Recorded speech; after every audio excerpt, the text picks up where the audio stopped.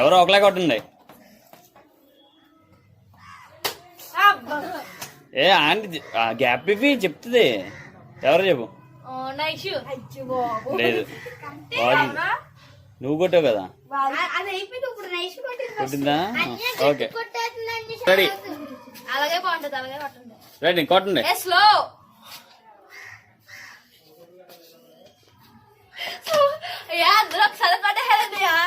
ఒకసారి అని చెప్పాను. సల్మా కాదు. ఇప్పుడు మళ్ళీ స్టార్ట్.